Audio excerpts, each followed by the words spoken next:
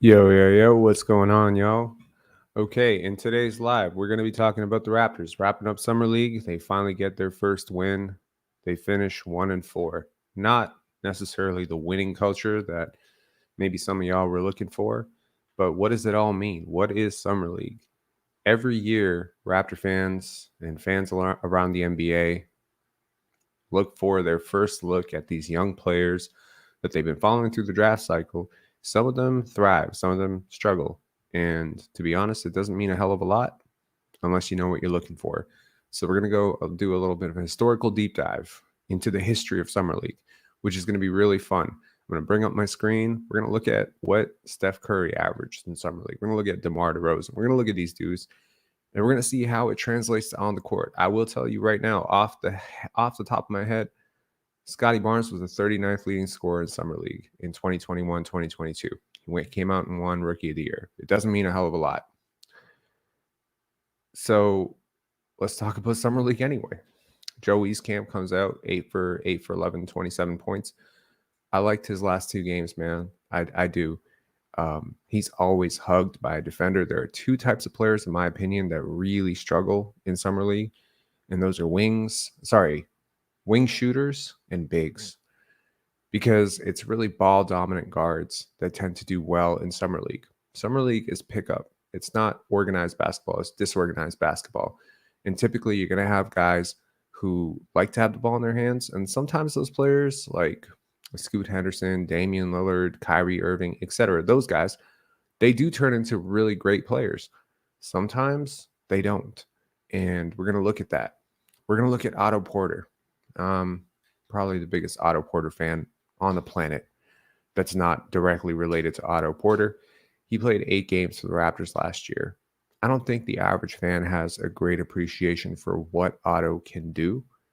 I don't think that people appreciate what he did last year in the 8 games that he played, but I do think that he's a really big part of why the Raptors went 500 without Pascal Siakam. And I want to take a look at what a winning player looks like, because look, I've been hyping up Onyeka Okongwu, and people don't seem to understand why I like him so much. It's not just a 7.2 win share. So I want to look at what a winning player looks like. Finally, we're going to do a little bit of a dive into the footage from Game 5 against the Philadelphia 76ers from 2 years ago, the game that the Raptors won without Fred VanVleet. And we're going to look at, break it down a little bit. Granted, it's just the highlights, but we're just take a look at what the Raptors played like when they had Khem Birch, who was shooting at that time, Precious Achiuwa, who was still, decent. He was kind of on his shooting stretch. Thaddeus Young, who, despite what people think he can't shoot, he shot 39% from 3 that year. And we're going to take a look at what the spacing looked like and how the Raptors were able to operate with Scottie Barnes and Pascal Siakam. We'll also do a little bit of an intro into this idea of Tyler Hero on the Raptors, right? There's been a lot of buzz about Tyler Hero on the Raptors today. Will Pascal Siakam stick around, man? Like, there's a lot of buzz about that too, right? This Hawks deal was supposed to be done. It's supposed to be, they're just waiting for a third team. They're haggling on a pick. And then, there's reports suddenly that, hey, the Raptors might just pull it all off. They're not getting what they want for him. And they do this every single year. They dangle this guy and that guy. They've dangled OG. They've dangled Pascal in the past. And boom, they eventually just get cold feet. Or maybe they never really intended to trade these dudes in the beginning, just wanted to gauge their market value and see if someone was willing to overpay. And if you're not willing to overpay for one of these guys, then maybe they're just going to stay put. So let's start with Summer League. I caution, I don't care about Summer League stats, which means I don't care if you got 25 points per game in Summer League. I don't care if you got 8 points per game in Summer League. I care more about what I saw from you that I didn't expect and what I was unsure of. And for Grady Dick, honestly, man, it's hard to put into words how impressed I am by his game all around. It's all over, from defense to offense, off ball, on ball. There's so many good things that he does on a possession-to-possession basis. His shot selection is elite. For a 19-year-old, I mean, he has the shot selection of a 10-year vet. you're gonna get a taste if you haven't already picked it up in the last year of basketball videos on this channel that I really like smart players. It's why I like Otto. It's why I like OG. It's why I like Otto. Sorry, that's why I like Scottie so much.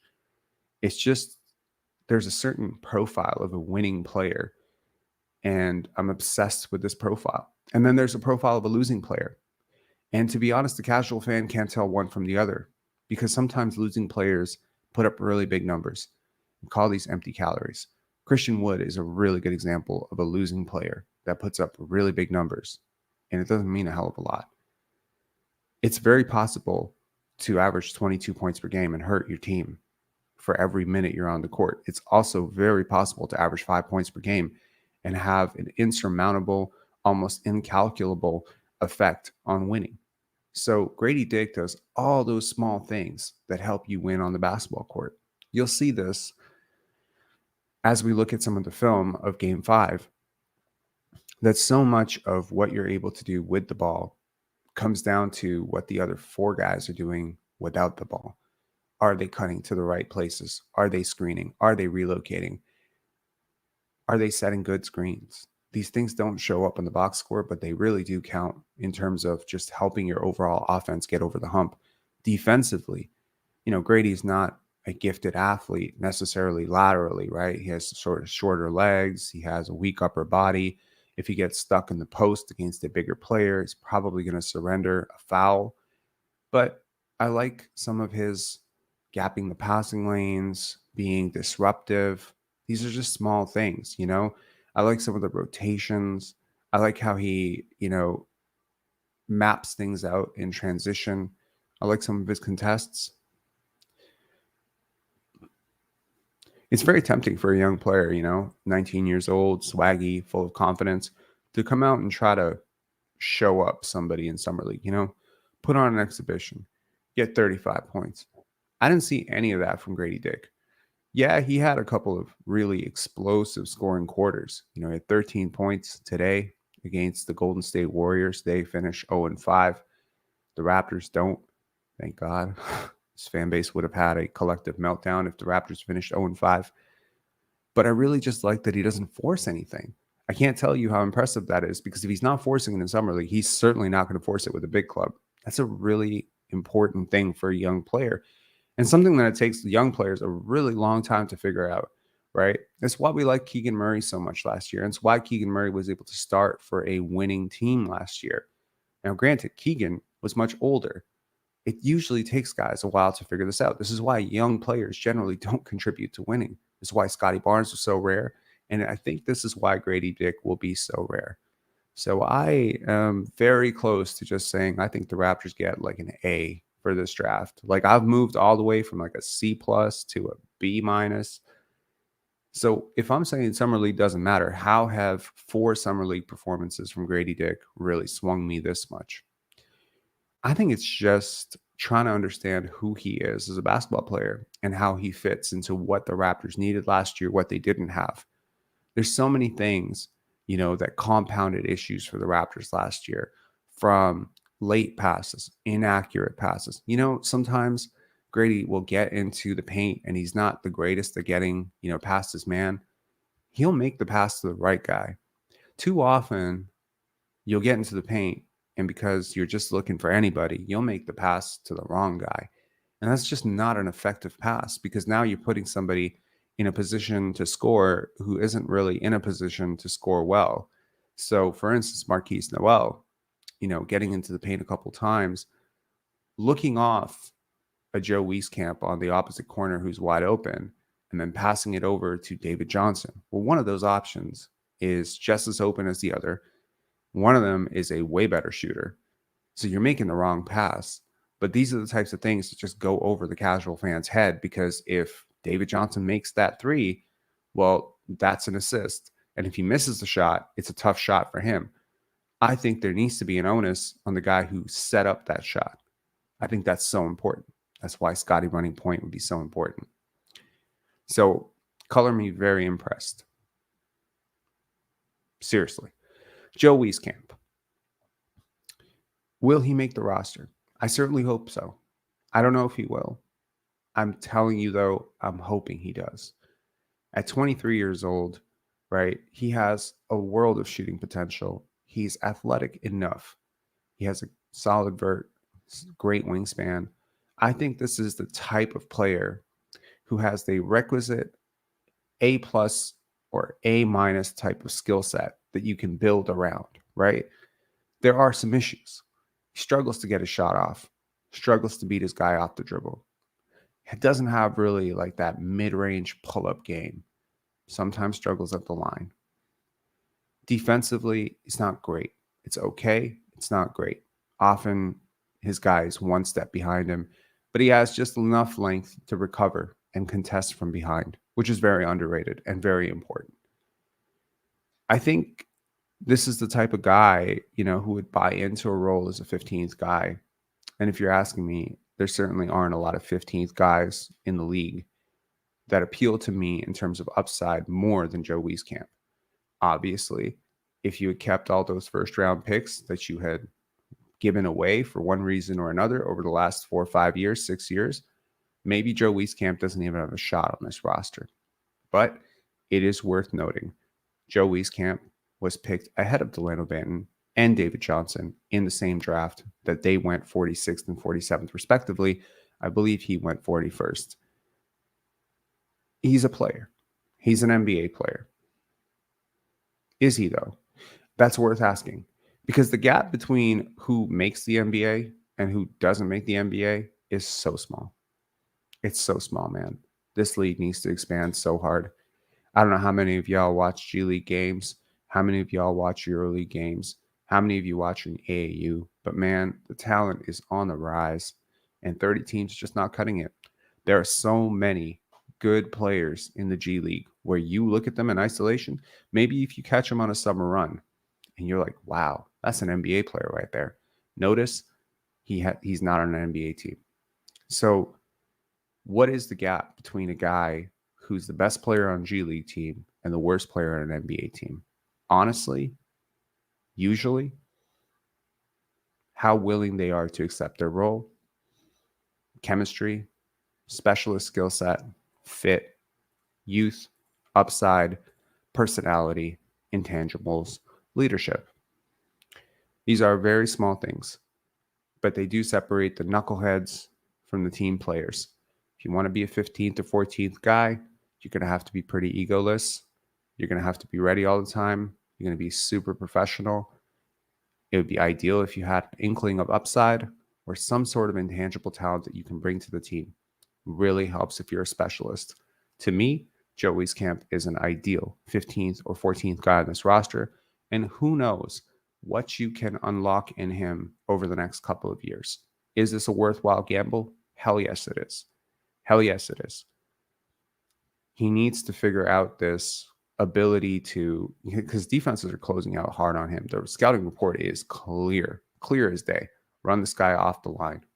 So you need to, if you're Joe Wieskamp, you need to get an in-between game. You need to get a hezzy pull-up. You need to be able to get into your shot faster. There's always like a second extra that he has to think. He has to stop thinking. He just has to let it go. That shot form is really great. Shot 46% from three for one single year at Iowa. I mean, that's not easy to do. Iowa is not an easy, it's not an easy conference. So I think he has the potential. So apart from the watered down Splash Brothers, what have I seen on this roster? I've seen flashes of good play from Guy. It's difficult to say what the exact pronunciation is on that. Is it Guy? Is it gay? It's definitely not gay. I'll tell you that. So the broadcasters kept calling him Mohamedou gay the entire broadcast, and I'm just like, bro, y'all not reading. Like, what is this? So I've seen some upside from him. He is 25 years old. I don't know.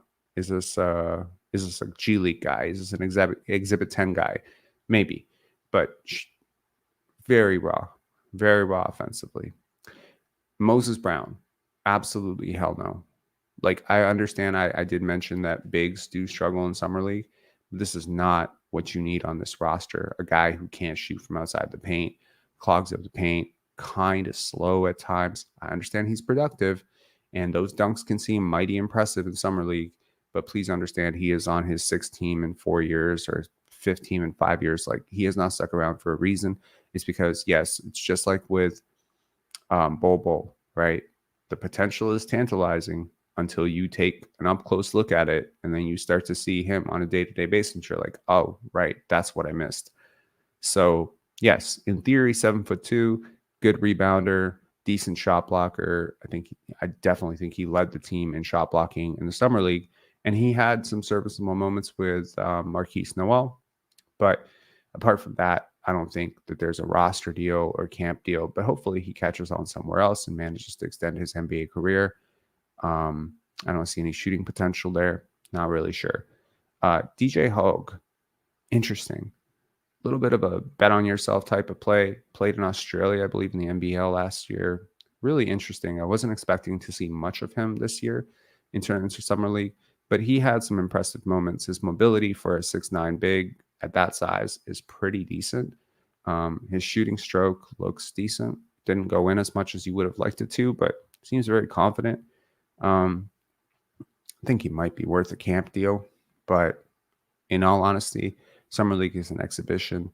There are other guys who really showed out for other teams. I'd be very interested to see who the Raptors bring into camp. A lot of that is obviously going to depend on whether or not they execute a deal at some point between now and training camp. My money would say I'm 99% sure that there's at least one more deal coming, if not two more deals coming. Guys on the outs, probably Thaddeus Young, probably Pascal Siakam, probably Chris Boucher. Those three guys. If I was a betting person, I would say those three guys. A fourth guy who could be on the outs, Gary Trent Jr., right? We've been hearing about this extension for Gary Trent Jr. Is it coming? Is it not coming? I have no idea. But if the Raptors do end up getting a guard back, or if we are to take Dennis Schroeder at face value about being a starter on this team, I don't know if Gary Trent Jr. is comfortable being a bench player or a sixth man going into a contract year. He is very much in the prime of his career. In my opinion, he's a better player than Dennis Schroeder. There's no reason Dennis Schroeder should start over anybody on this team as currently constructed. So if he's coming here to start, if he's coming here to lead, if he's got his Batman cape on, I'm not trying to clown the dude. I'm just saying I don't really understand what the hell's going on with this team right now. I found that very weird. That, yes, I appreciate the sentiment. And by all accounts, he's a really good teammate for most of the young guys in LA. But you have to understand that LeBron and AD, that's quite a check and balance on ego when you come into the Lakers locker room, right? Who is Rui Hachimura on a team without LeBron and AD? Who is Dennis Schroeder on a team without LeBron and AD? I think we'll find out. But I hope that the pre-existing relationship with Darko Rakovic can keep some of that ego in check. And hopefully he doesn't sour too much if he's asked to come off the bench. Because honestly, I think, if I'm being honest, there's no way in hell he should be starting. And if we're not being competitive, even the idea of him starting over Grady Dick makes no sense to me. So, okay. Let's talk about Otto, the guy who I would really like the Raptors not to trade. Or the guy I would like for the Raptors to not trade. I'm going to take a quick look at this, and I'll just flash on just his impact, okay? Give you a clear idea in terms of why I think maybe casual fans, average fans, don't really have a full appreciation for just how good this guy is. So he had 5 win shares for the Golden State Warriors last year. Steve Kerr, one of the best coaches in the NBA, actually started him or helped him. He'd finished a lot of games for the championship team. He started a handful of games for them for Golden State. I mean, this is a team that was looking to contend. And this is a guy who basically played 8 games for you last year. Now, I don't like talking about Will Lou as much as I do talk about Will Lou, and it's pretty obnoxious that I talk about someone that I don't like to talk about very much. But I like to sometimes listen to Raptors media and other YouTubers because I want to understand where ideas come from, and I like to sort of examine where ideas come from and how they grow and morph and become things. And, you think about it like if you're at the office and someone just introduces this idea of a girl being a certain way, they just have to introduce the concept of it. They never have to speak on it again. Every single person who is privy to that conversation now looks at her differently. So this platform that we have, I have, whatever. I mean, this is a very small platform relative to Yahoo Sports and Sportsnet. But I do think there needs to be a little bit of responsibility with the takes, and hopefully that they can be human and not so prickish and childish and ignorant and generally stupid. And yeah, it's like calling water wet, right? I mean, like the amount of times that Otto Porter was clowned on Will Lou's podcast this year, it's disgusting. This is a player who genuinely wanted to come to Toronto, wanted to help you win. He didn't choose to get injured. Injuries happen. Okay.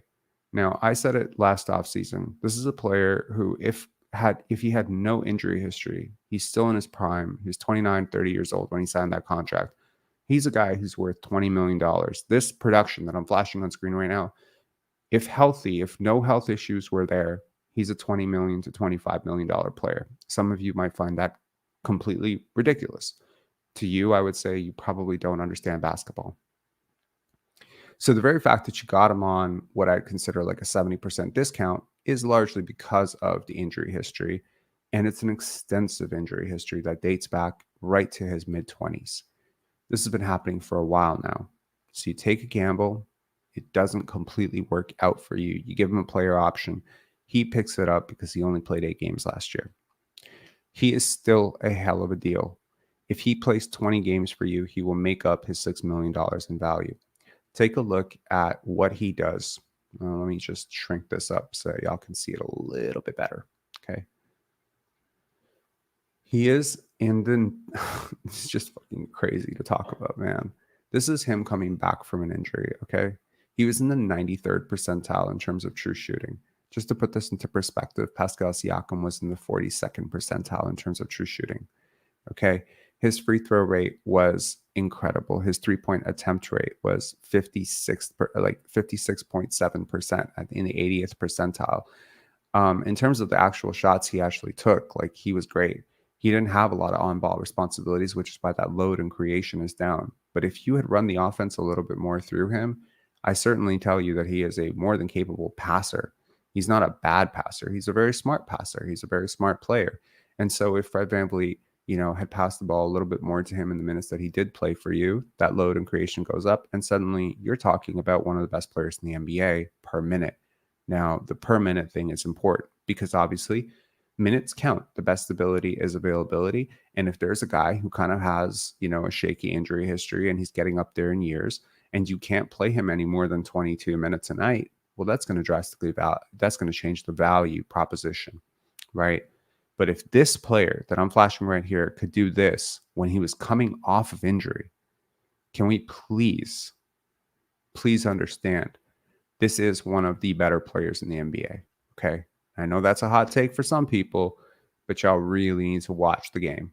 You don't need these analytics to tell you that. You can watch game film and understand what he does out there and how incredible it is and how impressive it is.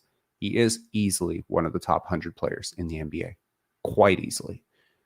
And last I checked, being a top 100 player in your prime nets you 20 million minimum. I mean, shit, like that's close to mid-level money, right? I mean, 15, 14 million, that's mid-level. So if this guy, let's say last year is an absolute anomaly, and in his career playing 8 games, maybe it doesn't feel like an anomaly, but it was because the previous year he played 60 games. Let's say he gets somewhere in the middle of that. Let's say he gives you 40 games this year, which is half the season. If he can give you 40 games, I think he gives you about 4 wins. Is that crazy? It's not. It's not. Defensively, he does so much for you. The deflections, the shot blocking, the rim contests, the rotations, the screening, the fact that you literally cannot leave him a second of daylight. He catches the ball, it's gone. If he's open, it's over. So that entire side of the floor that he's on, that side of the floor is open, right? And for straight line drivers like Pascal, Siakam, and Scottie Barnes, this is exactly what you need. You need players like this. You need smart, efficient, low volume, low usage type of players. Maybe in an ideal world, offensively, that's something that Joe Wieskamp can aspire to, hopefully. It's certainly less than what Grady Dick can aspire to, and we'll talk about that for sure. But I think that you need a few more players like this. You need guys who can make you pay for doubling on Scottie in the post or Pascal in the drive. Okay, so let's get away from Otto's analytics for a second. And let's talk about what a winning player looks like. Because look, man, like Onyeka Okongwu had like 7.2 win shares last year. When you watch Onyeka, you really feel the impact of his winning. He makes smart shots. Okay. He hustles incredibly well on defense. He closes gaps. He cleans up for other players, right? He rebounds the basketball. He gives you extra possessions. All of these things are like bricks in a house, not bricks like in the Fred VanVleet, Dylan Brooks kind of bricks, but bricks, you're building something, you're building a win, right? And from the analytics perspective, there are certain things that really help you as a player, and there's certain things that hurt you as a player. Missing shots, especially when you miss a lot of shots, that hurts you. Taking really bad shots, this hurts you. And having a low usage relative to someone who has a high usage, this will hurt you. A lot of turnovers, this hurts you. Being bad defensively, this hurts you. Being a bad rebounder, this hurts you. Clearly, not being very versatile defensively, this should hurt you. And in most cases, it does hurt you. If you can only guard one position, suddenly you're a lot harder for me to build a roster around.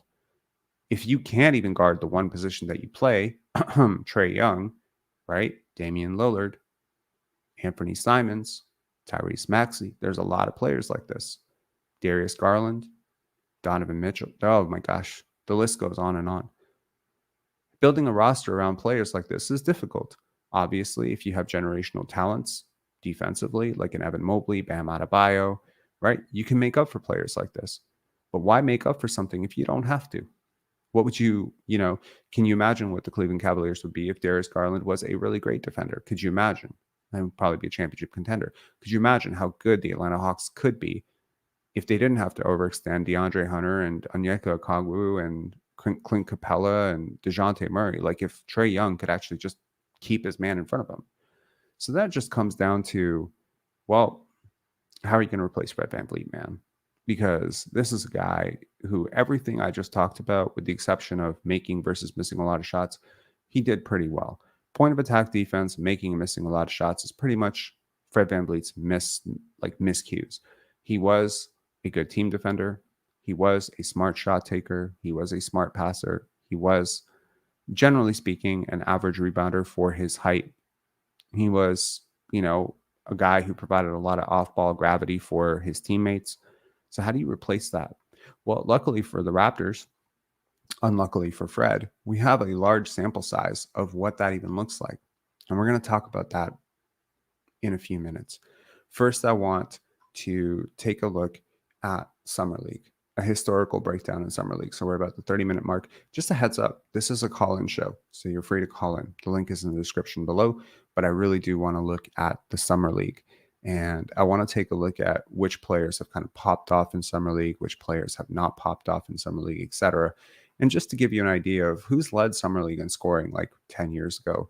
I think if nothing else, this is going to be like very informative. And hopefully it'll give you a lot of really solid basketball takes when it comes to, I don't know, talking to your buddy who thinks that, Keontae George or, even a guy that I really like in Jabari Smith Jr.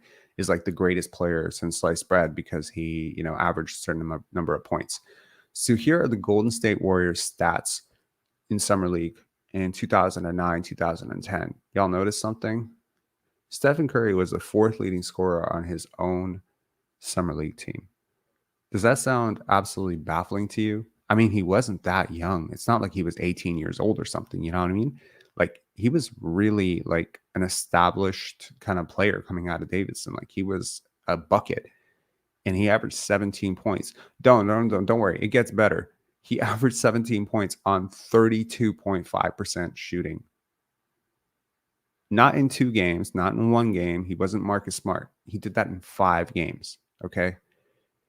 Because when you're a player who thrives in organized basketball, sometimes, not all the time, but sometimes playing pickup basketball doesn't exactly maximize who you are as a basketball player. And when you look at guys like Anthony Randolph, another guy that comes to mind, Cam Reddish, Obi Toppin, there's a lot of guys like this.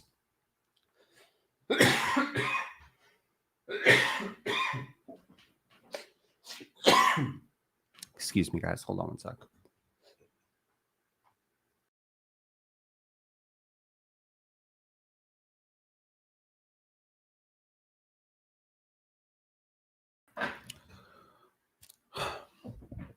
Sorry about that. Feeling a little bit sore throat coming on. So when you're a guy who typically thrives in that type of situation, being in an organized basketball situation might not exactly maximize.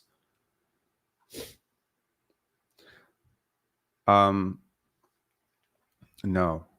Sorry, like my girlfriend, she said she had a sore throat like a couple of days ago, so I might have caught something. Hang on. So let's move on away from, man, these pop-up ads are ridiculous, yo. So look at the entire summer league. I mean, surprise, surprise, Anthony Randolph led the entire summer league. Take a look at the players who typically thrived in summer league for that year. I don't know if some of y'all are watching this on your phone, but I'll break it down for you. Anthony Randolph, Anthony Morrow, Nick Young, Eric Gordon, Adam Morrison, Marcus Thornton, Andre Blatch. Y'all noticing a lot of isolation players? Okay, maybe it's just a year, right? Maybe it's just that year. Okay. Go to the next year. John Wall, Reggie Williams, DeMar DeRozan, JaVale McGee, J.J. Hickson, Sam Young, Marcus Thornton, Jermaine Taylor. Yo, you start flashing down here. Landry Fields at 19th. OJ Mayo. Are you seeing a lot of future MVPs dominating Summer League? Because I'm not. Got Danny Green, a great system guy, at 55th. Hasheem Thabit, bust from the start.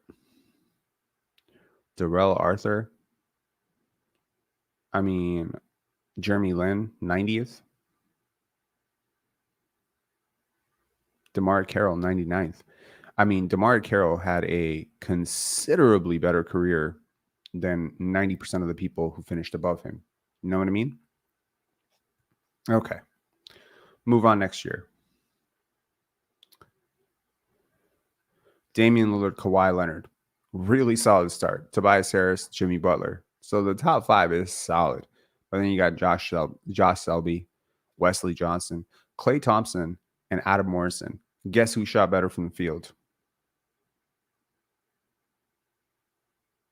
I mean, Adam Morrison played 5 games and he shot 55% from the field. Was that indicative of his NBA career? No, it was not. Because the minute he leveled up, it was over. Michael Kidd-Gilchrist had 18 points. Okay, granted in 1 game. Bradley Beal, 17 points. You start going down. Kemba Walker, he struggled. 16 points on 35% shooting.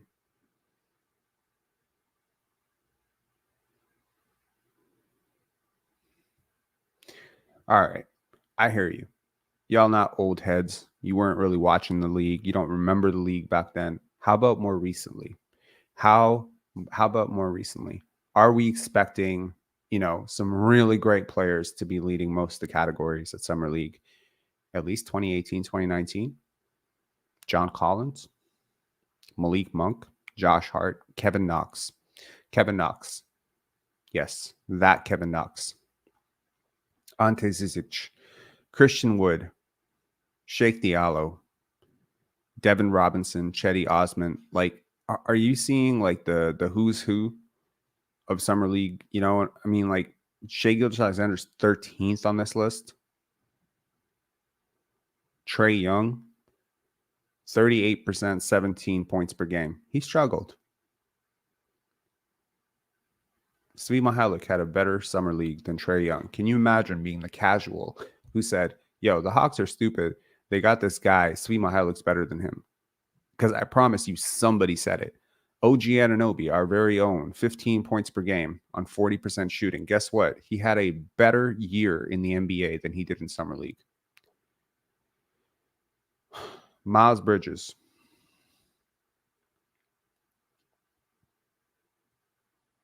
Gary Trent Jr., all the way down here, 11 points per game, 23 minutes. Shot 30% from three, 35% from the field. Not great. Go to the next year. Lonnie Walker with 30 points per game. Nickeil Alexander, 24 points per game. Chris Boucher, 23 points per game. Kevin McLean with 24 points per game. Aaron Holiday with 22 points per game. Yeah, if like that's the future MVPs club, basically, right? I'm not even trying to troll these dudes, right? I'm just saying, like, this is what summer league is, right? Anthony Simons, 22 points per game. Terrence Davis for the Raptors, 22 points per game. Gary Trent Jr., 20 points per game. Cam Payne, Tyler Hero, Carson Edwards, Rui Hachimura, Quindary Weatherspoon, Brandon Goodwin, Jock Landale, Jordan Poole. Jock Landale outscored Jordan Poole. Y'all taking this league seriously. You know what I mean? Like, it's not worth it. Move up to Scottie's rookie year. These are the players that scored more than Scottie Barnes. So before we get all crazy, saying like, okay, well, Grady didn't score as much as this dude and that dude. These are the guys who scored more than Scottie Barnes in summer league. Cam Thomas, Tyrese Maxey, Desmond Bane. Good start. Really good start. Trey Jones, Jalen Noel, Bol, Obi Toppin, Patrick Williams, Max Strus, Jalen Green, Jordan Nwora, Emmanuel Quickley, Omer Yurtseven, Bones Highland, Jalen Johnson. Is Jalen Johnson better than Scottie Barnes? Shoot. Atlanta Hawks are rich, yo. Cade Cunningham, Skylar Mays. There's so many things. O'Shea Brissett, our Canadian boy, O'Shea Brissett. Look, man, Scottie's all... Precious Achiuwa scored more than Scottie in fewer minutes on higher efficiency.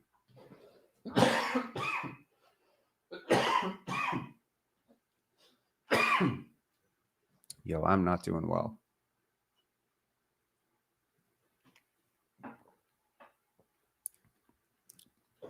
We're going to know this as the coughing live. Shoot. So I'm just saying, hang on, guys.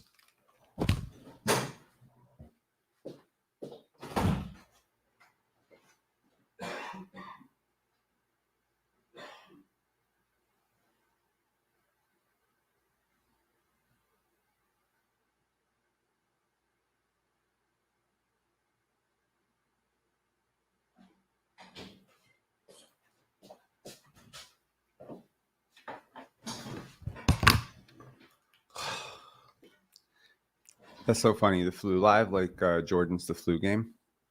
I don't think it's the flu, but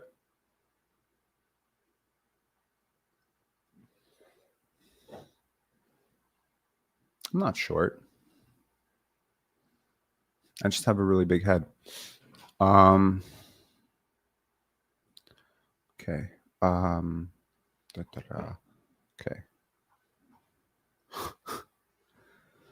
Okay, y'all believe the rumor that MJ was drunk in the live? I'm sorry, in that game it was a hangover. Okay. I think I'm good. I think it was something in my throat. So got the water now. So I guess generally speaking, what I'm saying is that Summer League is not going to weigh very heavily in terms of how I feel about the game. You know what I mean? Like, there's so many things that go into it. Isolation scores are going to dominate. Bigs are going to struggle. There's no spacing. There's no structure. Which brings me to my next point. Why do we talk about basketball like it's pickup? So every single thing I hear about how Scottie's going to struggle next year, why is Scottie going to struggle next year, it just comes down to this notion of, okay, he's going to struggle because he doesn't have this super saucy handle. He's going to struggle because he doesn't create well enough off the dribble. He doesn't have like the most dynamic ISO package. Does he need it? I mean, I'm not saying he shouldn't develop it. I'm not saying that that shouldn't be the goal, but I'm saying, does he need it? Right?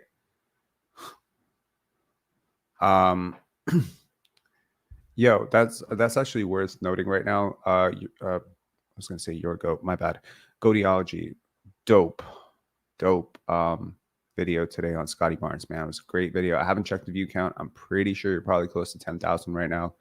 That was awesome. So definitely after this live is over, y'all need some Scottie Barnes hype. You definitely go check that out. It's a great video. I'll probably throw the link in the description or in the comments below. Okay. Yeah, so let's look at some of this game tape from the Sixers series. Okay, hopefully I don't get demonetized for this. I'll try to stop it every now and again. But this is the game that Fred VanVleet missed, right? And I'll try to freeze it when there's really something worth noting, right? So this is Scottie and Gary switching on James Harden.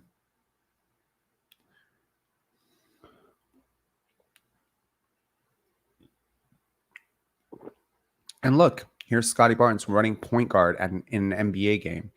I mean, this is something that needs to come right now, right? Either Scottie or Pascal are going to have to be able to do this very consistently. This above the break three, or just the three from the top, just to provide that sort of spacing, or to be able to shoot from the corner. Scottie had a really dominant corner last year where he shot almost 46% from that specific corner for most of the year. And then the other corner, he was absolutely shit. And then from the top, where he did a lot of his dribble stuff, it was terrible. But obviously, a lot of the corner threes looked very different than the top threes. A lot of the top threes were off the dribble. And I think a lot of the corner threes were just catch and shoot, late clock situations. Don't think about it, just let it go. Seemed to do pretty okay. So if you have a particular corner of the floor, and this is something I talked about with Brian about as well, like if you have a particular corner of the floor where you're not doing too well, you know what I mean? Like if like that's your corner, like PJ Tucker, he has his corner. You don't see PJ Tucker kind of dribbling and creating off the isolation off the top and doing fadeaway threes with the clock. He doesn't do that, right? So for Scottie to be effective, obviously the scouting report on him is let him shoot. So if they're going to keep letting him shoot, he has to be able to make them pay. And that's obviously going to open up the driving game. But I think that that was really encouraging for me, at least, to watch his shooting chart over the year and to see that, yes, he does have a couple of places on the line where he is pretty good. And he has a couple of types of shots that he's really good at. One of the major reasons that this lineup, this bigger lineup that the Raptors played, works so well is just because they're so huge. Like they gobbled up all the offensive rebounds, all the defensive rebounds.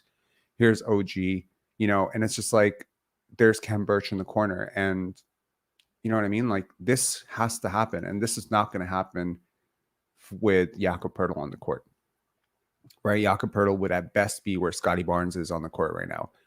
So you're going to need at least one of Christian Coloco, Chris Boucher, Precious Achiuwa to be this guy. Because if you notice last year, while the Raptors had a very dominant five-man unit of Fred and Pascal and OG and Scottie and Jakob, they often didn't close games with that unit. And it's specifically for this reason. Because when the game comes down to the wire, certain things tighten up. And then that's where skill, physical ability, intelligence really, really start to show. Which is why I think that Godiology brought up a really good point in his last video, and it's a point that I brought up many times, is that Scottie's fourth quarter shouldn't count the same as somebody else's first quarters.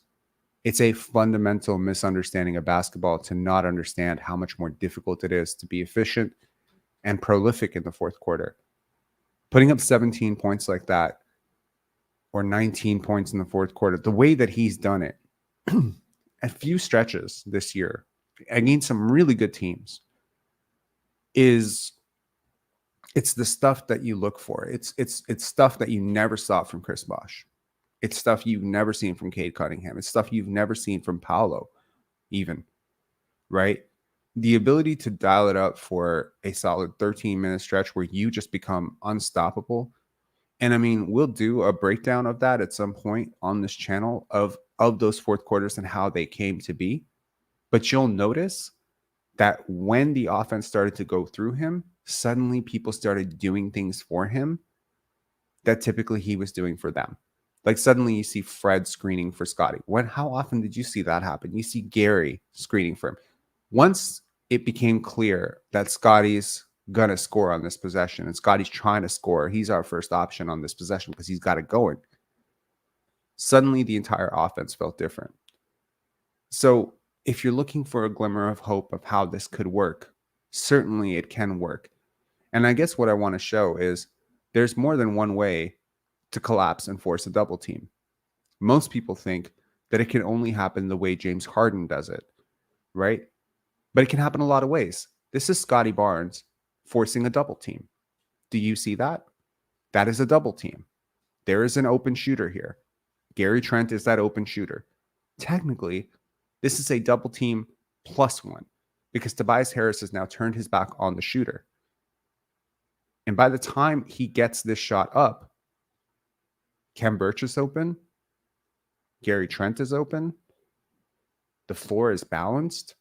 The Raptors have adequate, if not advantageous, balance on defense. This is how Scottie can technically be a terror. And this is against a really good team in the playoffs. How do you think this is going to look against the Charlotte Hornets and and the Washington Wizards?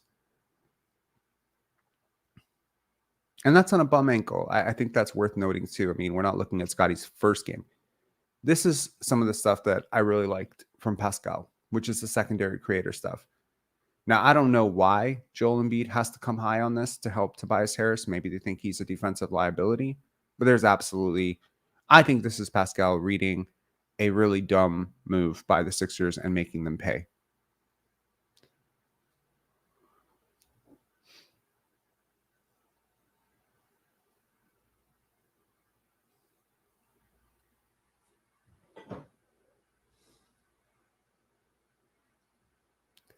Now, I want you to watch this play very carefully.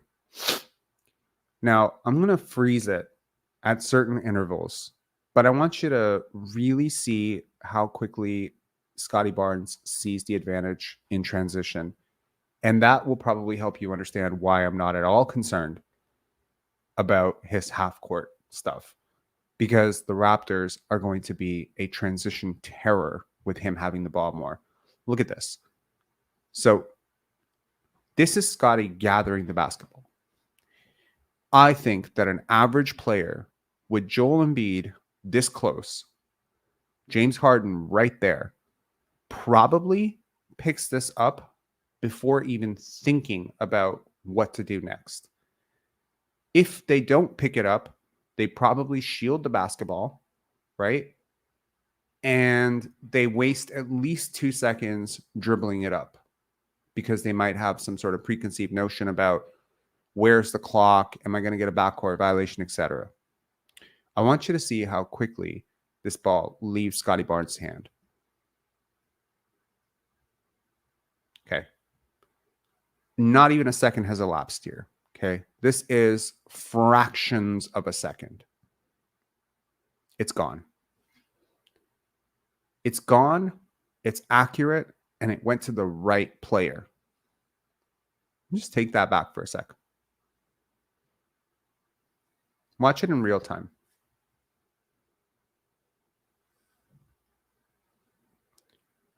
Right now, the average player is computing, am I on offense? Am I on defense? They might be computing, should I dive? Should I not dive? Scottie has already mapped out the court.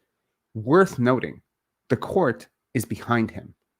He has mapped out every single player on this team behind him. He has not looked behind him once. Just an FYI, he hasn't looked up to see if there's another defender. How does he know there isn't another defender up there?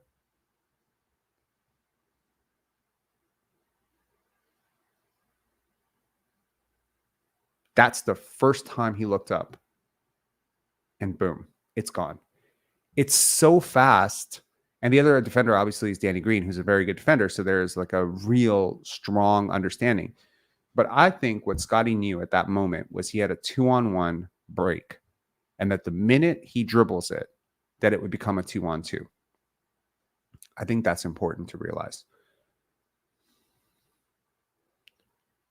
Here's Scottie trailing behind James Harden, right? Getting kind of lost on that screen.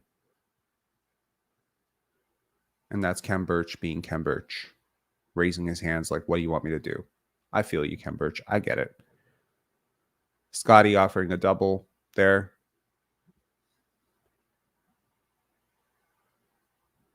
Running out of steam.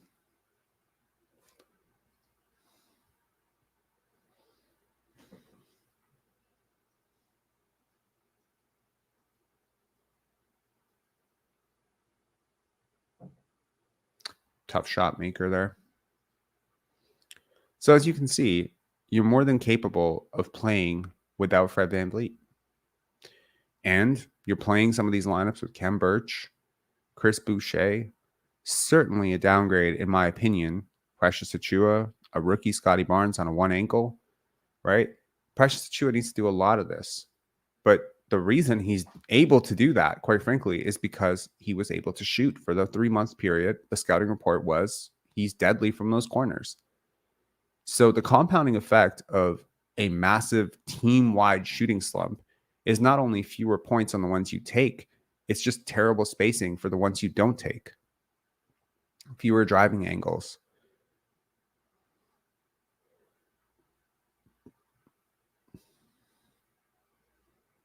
Suspect defense.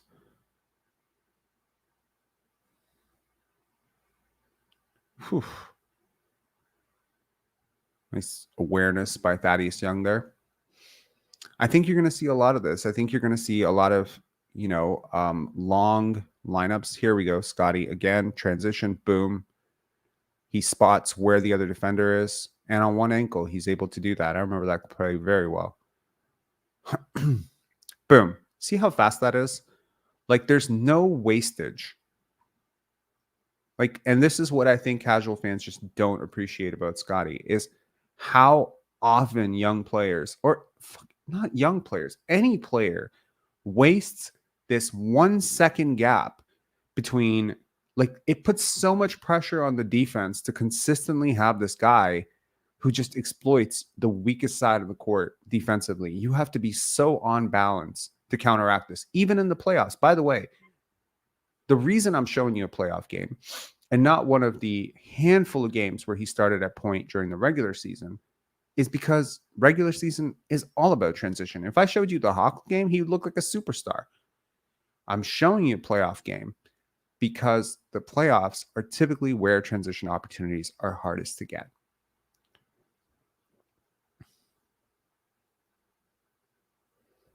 Like, do you even register he has the ball before the ball is gone?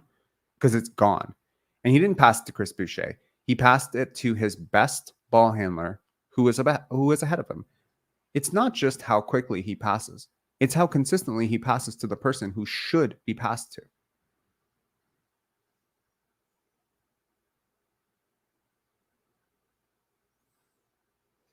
And this is some of the best of Siakam. This is like the best part of his game. Attacking downhill, finding those early opportunities in transition. In a lot of ways, we may say Fred and Pascal were in cahoots, hijacking the offense last year. But in so many ways, Fred VanVleet slowing down the pace of the game takes away one of Pascal's biggest advantages, is just his instincts in transition.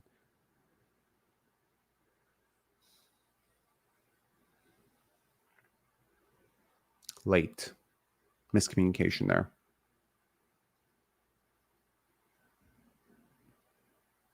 And I mean, again, defensively, this is absolutely, a type of lineup that can make you very good. And I mean, Thaddeus Young is nowhere near the player, in my opinion, that Otto Porter is at this stage, right? Even at that stage. So if you can replace Thad with Otto and Precious with a much better Precious and Scottie with a better Scottie, and Gary with a better Gary, and then you have the option of being able to occasionally throw Grady Dick out there to provide even more spacing and even more smart passing and initiating. So there's Scottie going one-on-one against James Harden, who's not as bad a defender as people like to make him out to be.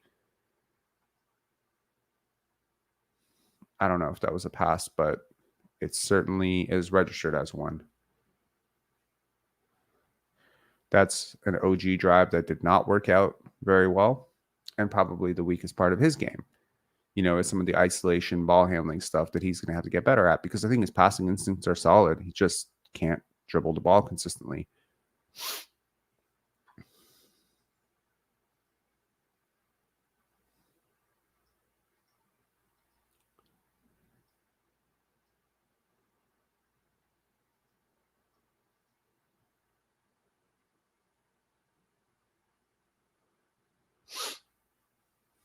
Okay.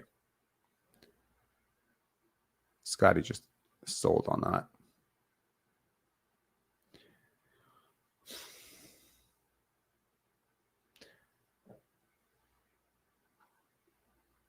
And again, we see Pascal attacking from three.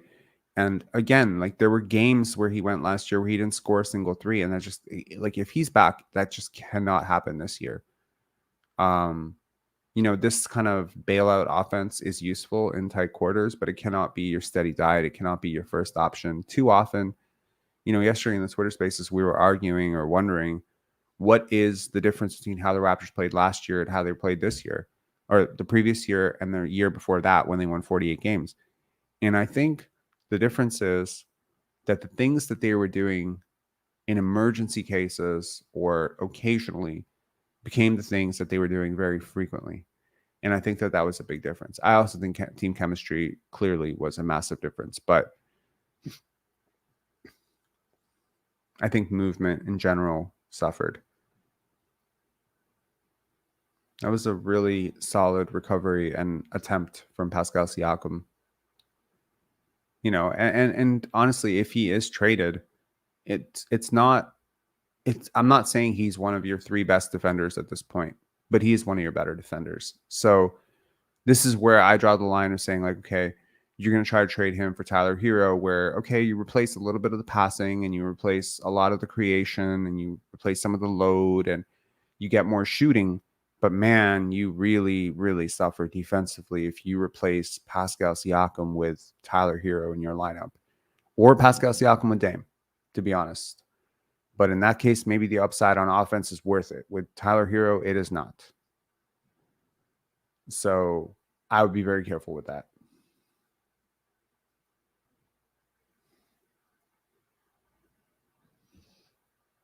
Good move. All right, I'm just going to flash this forward because it's going to take forever to get through, but this is just me going a little bit forward in time to get to the close of this.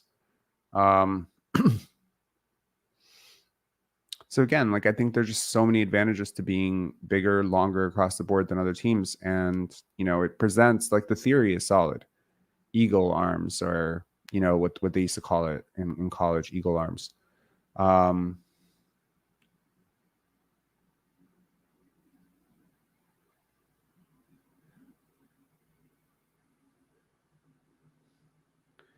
Boom.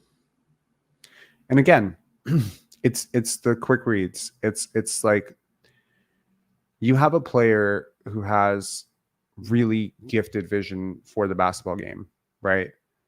And the more he touches the ball, you see right here, how quickly this is computed in his head. He has a layup. He has OG Anunoby on the opposite corner. He has Precious Achiuwa diving to the basket. Pascal Siakam has 2 defenders on him. Harden and Joel Embiid are reacting to Scottie. Now, some people will call this passive. It's not passive. It's intelligent basketball. And he passes out to Gary Trent Jr., who makes this 3, right? It's just super smart basketball. And so you have to ask yourself, how many times did the Raptors make the right play last year and it just didn't? For the OG can't dribble crowd, hang on. We're just going to rewind that 1 sec.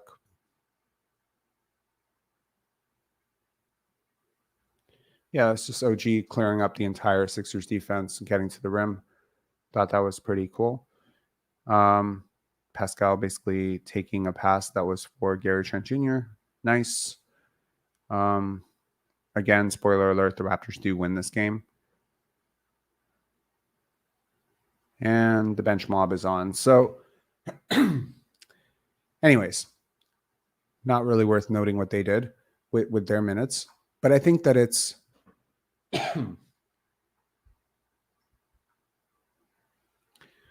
I think that it's worth noting that if you put players who are intelligent, who move well without the basketball, who run well in transition, who finish well, also important, finish well around the basket, you can have a really great offense, even with Scottie Barnes not evolving as you may like him to. In an ideal world, off the dribble, right?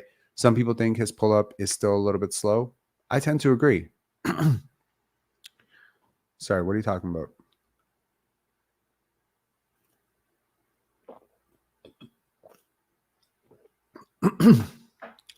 Yeah, I agree. Like Scottie's passes are so on target, and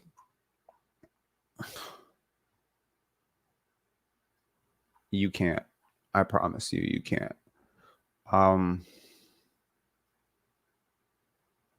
Okay, so if there are no callers, I'm gonna...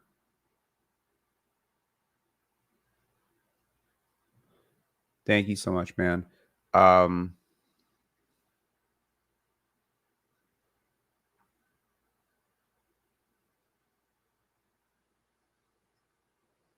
Yeah, that would be great. That'd be great. All right, if there are no callers, I'm just gonna get to some comments, and then we're gonna get out of here, and I'm gonna give my voice a rest. Oh, we got a caller. Kareem, what's up, man? Hey man, how you doing? I'm good. How are you, man? I'm good, man. I just wanted to remind you that I actually called in the day of the draft, and I was telling you how I was high on Grady, and how some of the stuff that he was doing at Kansas would translate athletically, and some of the ball handling was kind of low underrated, and we've kind of seen that so far. The finishing at the rim, it was was really high at Kansas, but now it's kind of being displayed against better athletes and size. So that's good. But I'm really happy that you came around, because I really like Grady. I've been high on him all year. And I came around on him like an hour and a half after the draft. I don't know if you yeah, realized that. It was literally yeah, like a I remember initial that line. shock. Yeah, it was like an initial shock. And then it was, and everyone remembered that. And then everyone left and went to drink. And then as the live went on for about an hour, I kind of just softened on it. And I was like, you know what? This could work out. And then I think it was like 2 hours later, I did like an emergency live in the morning because I'm like, there's no way. Like, I'm just going to let this take sit. And then I said, okay, watch a little bit more footage, talk to some people. Okay, I'm okay with this pick. And then it just went on from there. And again, I've seen more and more. Summer League, I didn't panic after his first game. I was rather looking at some of the defensive intangibles and his disruptiveness on defense, which I really liked in the first game. The second game, it was just a lot of his more like all around playmaking, quick reads, rebounding. You know what I mean? The third game, it was that shooting performance. And then the fourth game, it's just his entire package just kind of comes together. So I think it's just, really impressive for a 19-year-old. I don't care about the numbers. I wouldn't have I wouldn't have said one word if he missed every single shot he took in Summer League. It doesn't matter to me. It's not important. What was important was the creation off the dribble, the quick read and react stuff, the help defense, the passing, just in general, like all the other stuff that doesn't, and quite frankly, the slashing, like how are you able to punish defenders when they come at you? Because you're kind of in a weird way, you're seeing Joe Wieskamp, right? And he's not able to punish defenders as well for chasing him off the line, right? So I think that it's been really Yeah. impressive that Grady has been able to. He already has that sort of in between game. He can actually finish at the basket. He's just a little bit bigger than Wieskamp, even though he's not more athletic than Wieskamp, and it's just somehow helping him find angles. And again, the taller you are, like I think the clearer angle you're going to have to finish near the basket. So typically, taller players finish better around the basket. And what's most impressive to me is that he's doing this when he is still so skinny and so weak and really just so out of shape. Like he's not in Initially, basketball it's shape right now. disgusting. You say disgusting in a diminutive way, or are you saying disgusting like in a this is Oh, where it's at kind of way? like it's really bad. It's it's Mm. been it's been very it's been but it's actually a good thing because it shows you how much better he can be just off conditioning. Oh, 100%. I mean, God, like there are so many players that I've, seen or played with where it's like I don't know, they did some work to get themselves in shape, or, they did some of that diaphragm training for their lungs, and boom, next thing you know, like they're completely different players the next year in terms of defense and offense energy. He was gassed a lot. That's going to help. That's going to really hurt your shot. I think it'll help that he's going to get short stints off the bench. I think he got some really long runs in summer league. Hmm. Like I think he got like 8-minute stretches, 9-minute stretches. What if he's just a 6-minute stretch guy? Like he's a heat check guy off the bench. 6 minutes. If he has it, he has it. You extend him to 8 to 10 minutes. If he doesn't have it, he goes to the bench after 6 minutes. Second half, same thing. So one night he's going to have 12 minutes. Next night he might have 20 minutes. And that way, I think that would be a great role for him initially. You know what I mean? Yep, What's absolutely. what do you see as his role initially, and where do you see Yeah. it extending out? Like, give me a timeline. Like Grady Uh, first quarter, Grady first year, Grady second year, Grady third year. Go. Like, I mean, you've obviously watched a lot of him, so I'm curious. yeah. So, you actually just hit on it. Like, you're gonna kind of see how he's playing. First of all, number one for him is, are you gonna hit the open three, which we all think he will, because that's gonna buy him minutes. But some of the passing and all right, can you tackle closeout? Those things will be judged, in year one. But Hmm. you hit it on the head. Like the first, initially those, October, November, December, you're going to be getting, about 6 to 10 minutes a half. And Hmm. if you're playing well, you maybe you touch 30 minutes, on a great day. But that's pretty much Hmm. what it's going to be the first year. Like, all right, you gotta show the coaching staff, like, all right, do we trust you? And I think he'll be good. But going past year one, I kind of expect him to kind of move towards 25, 30 minutes. I don't know about year two or three, but just I think he's going to be a 30-minute guy, like, between 28 to 33-minute guy, in a couple of years. Like, just like a really, really, like a better Kevin Herter. Like, I really look at him like that, a player like that. Hmm. Okay. Do you think he's got like at what point do you think it becomes unreasonable to start Gary Trent over him?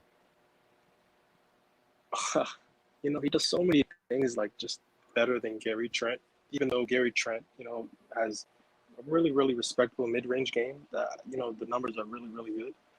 But, Hmm. just the passing and just the quick decisions, like the ball just sticks in Gary's hands like precious. It's just really bad. So at what point, if Gary is last year's Gary, and by the way, Nick Nurse had a lot to do with that. But if he's the last year's Gary, then he might be getting minutes over him by the end of the year, to be honest. But I'm still high on Gary. I don't know about you. I'm still high on Gary. I mean, I would like to see the playmaking evolve, right? I think the gap between him and Tyler Hero, apart from the little bit more creation from Hero's side, a little bit touch more defense probably from Gary's side, and a little bit more size. And I think it's the rebounding and the playmaking, right? So if this Yep. player type, right, like the Darko, when I look at guys that Darko has really helped flourish, the part of their game that he's helped like expand is the playmaking. you know, when I look at Devin Booker, like, yeah, he made him more efficient. He taught him like maybe how to get more efficient shots and which shots are good ones and bad ones and how to take them. But I think one of the biggest things that he added to Devin Booker's game was just the passing. Yeah, So, and Desmond and Bain same as thing with well. Desmond Bain as well. Exactly. So if he can do that for Gary Trent, and I mean, Gary Trent, by all accounts, is working like so hard. And I mean, we Yeah, hear it every offseason, right? We heard it last year with Precious, and then he had the worst year of his life. So it's possible to work hard and have a disastrous year. So I'm not hyping it up like, oh, Gary's going to come out and average 25 points per game. But I am saying that if he doesn't extend, this is the ultimate bet on yourself kind of year for Gary Trent, right? He could yep, be an absolute explosion type player for us. Like this could absolutely. be the year where he just boom, just goes unconscious, shoots 43% from three, averages, 22 points per game. Like like how far is that from what he's already done as a 23-year-old? So, I mean, yeah, I believe in him. I do. I believe in his isolation scoring and his scoring upside in general. I believe in his shooting. I believe in his fit next to Scottie and OG, and even Pascal. Yeah, It's very it's important, really actually. it's really interesting. Like for Gary, you kind of wonder how much was he affected by Nick Nurse. Like you would assume a lot. A lot. Yeah, Yeah. you would assume a lot, but you know, it's just there is a slight concern that I have. Like for a team that really needed 3-point shooting, for him to like not really fit. You know what I mean? Like for him not Hmm. to hit this year kind of gives you a little, pause. But I'm still in on him, man. Like he's just shown too much, and he's too young. Right. Um. So yeah, Yeah. I wanted to call about Grady. I'm just so happy. Yeah. I got you. All right. Thanks a lot for calling in, Kareem. All Cheers. right, man. Thank you. Cheers. This little comment by Country Kong. Okay, Rob's saying he gave the Raptors draft an A. I said I'm contemplating giving it an A because I really like what I've seen from Grady so far. Caller saying he's Kevin Herter. Unless they see Klay Thompson, I'm not having it. I'm unconvinced the best we could do at 13 this year was a role player. Okay. So Cam Whitmore, Keontae George, Jordan Hawkins, Kobe Buffkin. These are really the four guys that I think most Raptor fans are just going to compare Grady to forever, right? And fair. And if you told me that two of those guys ended up being better than him, I wouldn't be surprised. But I think that would have more to do with how good they became than how bad Grady was, if that makes sense. Like, I think you have a really good player here and one who fits personality wise with this team. And I don't know how well some of those other guys fit. Like, I was obviously like really big on Kobe Buffkin. He was pretty high on my board. I think he was 13th, 12th. I think he was 12th. He was certainly higher than Grady Dick. I'll tell you that. Jordan Hawkins is all the way up at 5. So clearly, like I think there's a lot you can miss. There's a lot you can hone in on. And obviously, if you really like a guy and he puts up really big numbers in summer league, you're going to be like, see, I told y'all I was right, but it's just summer league. And if you really hate a guy and he struggles in summer league, you're going to be like, see, told y'all I was right. Summer league is basically I'mRight.com, right? And if you really, really don't like a guy and he does well, you're going to say it's just summer league. Is that what I'm doing with Keontae George? Not really. I mean, I watched the games. There's nothing that I saw in his tape that I didn't expect to see. He looked burstier than I remember him at Baylor. And that has to do with his athleticism and weight and injury, etc. But I think he's had a couple of ankle issues now. I don't know, man. I mean, look, Danny Ainge drafted him.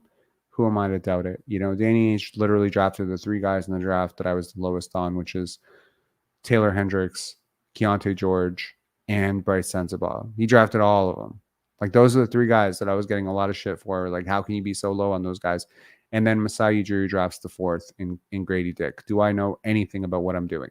I don't know. You know what I mean? Like, you got to be humble about it and just be like, you know what? I'm learning. I mean, I think you think you're right. You know, last year I went all in on Jabari Smith Jr. And for an entire year, I looked like an absolute idiot. And now for 1 week, I get to look really smart because Jabari leads the entire summer league in scoring. And then we go through the summer league scoring ranks and realize it doesn't mean anything, right? It doesn't mean anything because Marcus Banks once scored 42 points per game in summer league, granted in one game, and Anthony Randolph. And if you're just bigger, longer, stronger, athletic, you know, like Jabari Smith is, you're gonna thrive in summer league. And if you're an isolation scorer like Keontae is, you're gonna thrive in summer league. What impressed me most about Grady was the fact that he's exactly the type of player I would expect to struggle in summer league. Not an overly dynamic ball handler. And actually, this was something that I was supposed to talk about in this live that I didn't, which is what does Grady need to get better at? I think apart from the obvious, he needs to get stronger. His upper body needs to get stronger. He needs to get in better shape. His conditioning was not great. I think the other thing he definitely needs to work on if he's going to play guard in the NBA is his ball handling. His ball handling is not tight. Like, y'all thought Scottie's ball handling is not tight. Like, this is bad, right? Three times he was swarmed in the backcourt and he gave up turnovers late in a game, right? I mean, one time he was trying to pass, the other time he was trying to dribble. And I mean, it's not great. You do this because, I mean, you're happy you see this now so that he can put in an entire offseason so he can get a little bit better at this. And then hopefully next year, when you're not facing very pesky guards and guys who are, you know, trying to push up full court on you, maybe you can give him a couple of reps, right, with the basketball. It's not a role that he's really ever fulfilled, especially not at a high level competition level. So his handle hasn't needed to be that tight, but it's going to have to become really tight if he's going to be a guard in the NBA. Anyway, let's bring on Jesse, and I think that'll be our last caller. Jesse, what's up, man? Hey, Rob, how are you doing today? I'm good. How are you? Hopefully you get a little bit better and just rest up because you're very important to all of us here. Oh, thank you. Yeah. No, I'll be fine. I haven't Okay. taken a sick day in, I want to say 3 years? 18 years. No, hold on. The last time I took a sick day was 2006. Wow, damn. Okay, well, do So that and plan a 17 vacation years. too. Might as well. Pensar basketball from the beach. Can I be like Pascal Siakam and, you know, doing the whole like the waving of the hands and the you know, the hawk thing that he was doing? That's kind of cool. He wants to fly away. That's nice.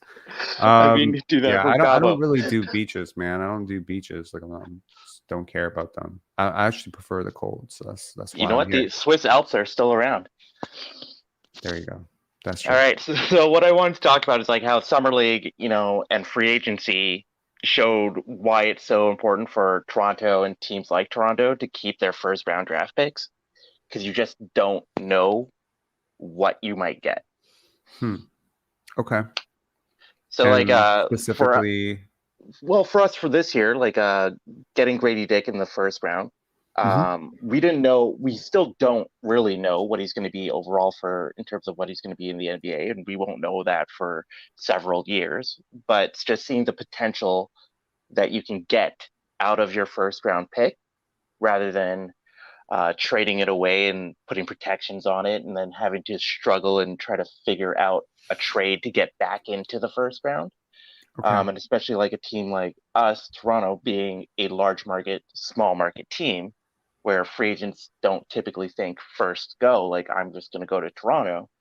Having your first round pick is, even if it's a hit and miss, you need more chances at getting that hit, and to give one up, it's very problematic for a franchise like ours. I think you play the middle sometimes. You have to play the law of averages here.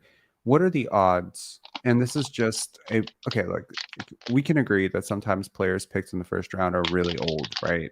Like Chris Duarte was picked as a 24-year-old, right? Yeah. The minute that like I talked about this, I think, a couple of lives ago, or it might have been the last live, about the value of a player and the value of the asset, and they're not the same. You know, a guy like Chris Duarte as a player coming out of college as a 24-year-old, or even some of the older guys in this year's draft, they have a lot of value as players now. As assets, they're lower because they're older. So let's just say hypothetically that Jakob was like a really old player and you just drafted him. You just drafted him. What are the odds? And I mean, let's be real. Like, you're trying to get 7 years of value. Anyone who's trying to calculate beyond 7 years in the NBA is absolutely ludicrous, right? You're trying to get 7 years of value. So what is really the difference between Jakob for the next 5-6 years and whatever pick that you gave up next year for the next 5-6 years, right? It kind of really depends on your timeline. If your timeline was as it was then, Fred and Pascal, there's an immediacy of we need this now. It's kind of like why you dealt the first in the DeMar trade. It's why you dealt another first in the Memphis trade for Gasol, because there was an immediacy. We have this thing now. We need this now. And it's just like paying credit card bill, like you're paying interest for something that you need now that you can't, you know what I mean? Like there has to be a calculated gamble. And I think for a lot of Raptor fans, the frustrating thing is the calculated gambles that were once working out super well are not working out so well anymore. Right? Because I don't think anyone cried at all over that first round pick that was given up for Marc Gasol. They didn't care, right? Because the Raptors were good and they won a championship and it didn't matter and Gasol was still here. But the first round pick for Jakob seems to have really struck a nerve with Raptor fans. And I think it's largely because the Raptors missed the play-in.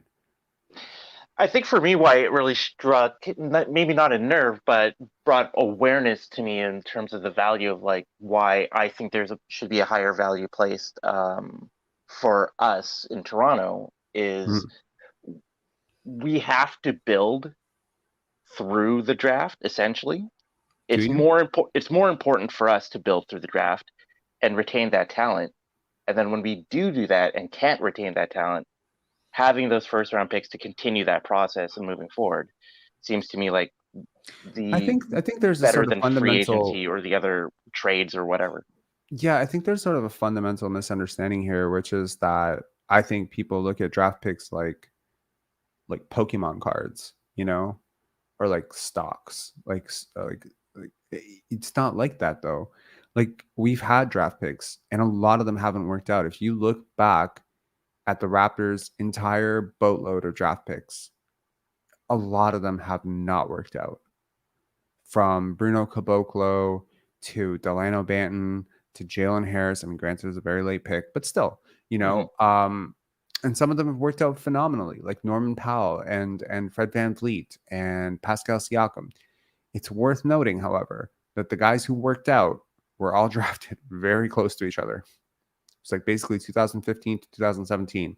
In terms of guys who really worked out, those are your guys. You drafted Jakob Poeltl, Pascal Siakam, and technically Fred VanVleet as an undrafted guy in the same month. You know what I mean? Yeah. Like that's 2 All-NBA. That's 2 NBA champions. That's 3 All-Star selections. Like, my God, how many teams do you know? So I think we as Raptor fans have come to expect that a 13th overall pick or a 20th overall pick has that type of value for the Raptors indefinitely. And I think it's perfectly possible that if you don't have hang on a sec, I'll be back.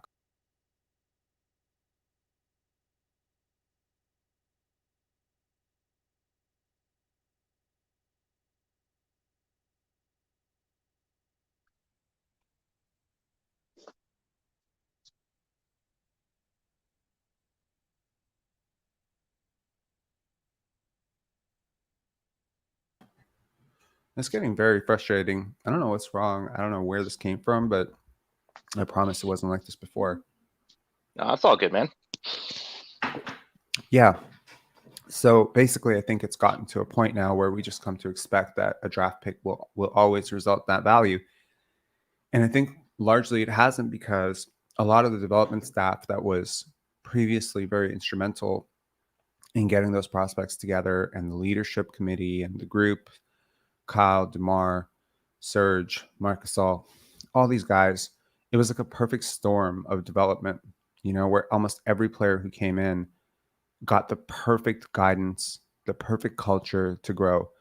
So I think that if Jakob Poeltl becomes instrumental in the growth of Grady Dick, how then do you calculate the loss of the draft pick next year? Because if Jakob Poeltl is part of the growth of the next 4 players you draft, let's just say he's here long term, and let's just say you give up your pick next year and you get a second round pick next year, and let's say Jakob is really instrumental in helping Precious Achiuwa and Christian Koloko get better, and let's say he helps Grady, how do you calculate what he costs relative to what the benefit was? Right. Yeah, and I think that's a really great point because development and leadership and culture are equally as important, and of building a team and long-term development of your team and of your players. And I think that it kind of ties into making sure that when you are selecting whoever you're selecting or whoever you're bringing in or however you're managing your players or grabbing players, that they're high quality people who want to grow and want to help others around them improve. For sure.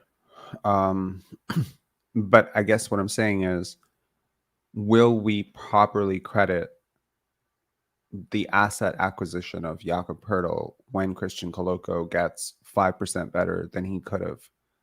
Or are we still going to be like, oh my God, look who we gave up? Like, the fan psychology is absolutely insane to me, right? I mean, and this is if we're thinking about Raptors fans, definitely not. No, we're not going to do that. I don't think any fan base does that accurately, right? Like, I mean, Twitter Spaces has been such an education for me. So great to do it. Never doing it again, I don't think. But yesterday was just like impressive for me because I listened in and out periodically. I dipped in, dipped out, and I just listened to fans go back and forth. And these people are so fucking convinced about the things that they're saying. And so many of them are objectively untrue, right? From the role that Masai Ujiri plays in day-to-day decisions, they don't know. They don't understand. The grander vision of what the Raptors are trying to do, they don't get it. All they know is this guy's good, this guy's bad, this guy can shoot, this guy can't. And then, people come on with the analytics stuff and they don't know either. They're just spewing stats, but they don't have the context. It's so weird, to me, where what this front office knows, the data sets that they're working with, what they're trying to do, and what the fans think they're trying to do is so fucking far apart, right? And I'm not excusing the front office. I'm not saying they have some grand vision that's working out. Sometimes they are exactly as lost as they look to be. But I think that this course correction of decisions that have been made, I want to say over the last year, has been very positive. Right. Well, thanks so much for your time, Rob. Keep it up. Keep going. Get some rest. Yeah. Yeah. All right, man. Take care. Have a good one. Peace.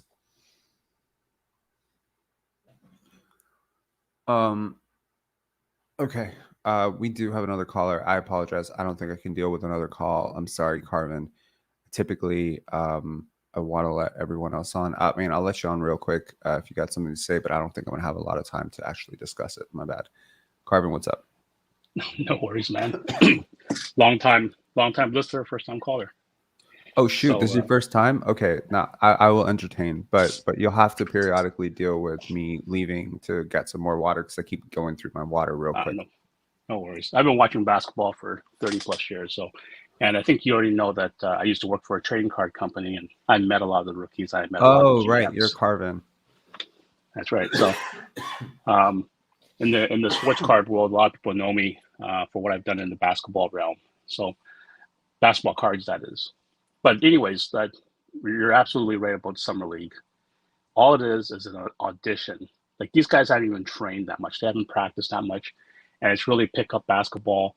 And it's really a platform or games, exhibition games for these players to stick around from whether they're drafted in the second round and undrafted free agents or guys coming in from Euro. So this is a way for them to evaluate the talent. And for the top draft picks, it's really like you look at Grady, he's never played the role defensively in the NCAA like he did in the summer league games. Fair. He's guarding the guys. He's always everyone has always pointed out that he's really bad on defense, and especially pick and roll defense. And they were experimenting him on the pick and roll defense. So what's important to note is that when you see his shot, he shoots at the top of the arc. So he shoots already with anybody in his face. It doesn't matter. He can shoot the ball. And I think that was key to notice. Did he hit him or not? It doesn't matter. Like you said, they just finished the tournament. He's been doing his, he went to the combine, he went to his audition, and conditioning is going to be a factor, right? And realistically, for these 1-year guys, at the end of the day, they don't take weight training serious and all that stuff because they only have a limited amount of time at school too as well, and you can tell by his character. But a couple of things go ahead. Oh, go ahead. A couple of things I wanted to address was like I'm hearing all this talk about Siakam and how they don't want to trade Siakam. People want to trade Scottie Barnes for Dame Lillard, and I'm like, guys, have we not learned from our front office? Right, the whole front office, it's all about flexibility. With the looming salary crunch and the cap implications, they want to get rid of Siakam's contract because they have other people that they need to worry about, like Scottie Barnes, right? And if Darko's coming in and he views Scottie Barnes, he's the next coach. And the one thing great about Masai is that he basically allows his coach to make the decisions. So if Darko thinks that this is the way to go, is that a great thing? I think we just went through 2 years of it not being the greatest thing, but I understand where you're coming from. Well, I mean, let's put it this way. Nick Nurse won a championship, right?